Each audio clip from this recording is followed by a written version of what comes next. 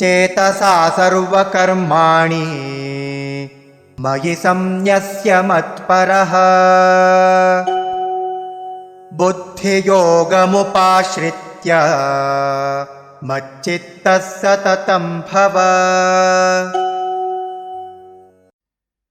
चेतसा सर्वकर्माणि मयि सन्न्यस्य मत्परः बुद्धियोगम् उपाश्रित्य मच्चित्तः सततं भव।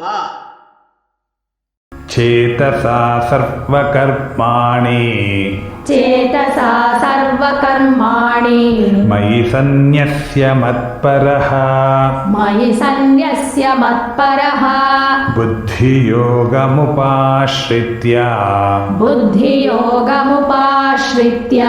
मच्चित्तः सततं भव।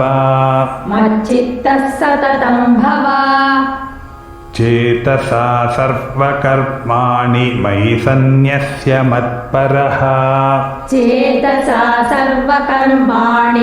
सन्न्यस्य मत्परः बुद्धियोगमुपाश्रित्य मच्चित्तः सततं भव।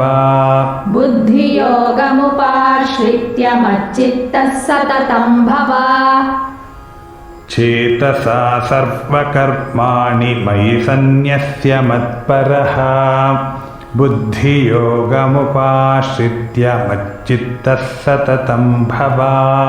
चेतसा सर्वकर्माणि मयि सन्न्यस्य मत्परः बुद्धियोगमुपाश्रित्य मच्चित्तः सततं भव।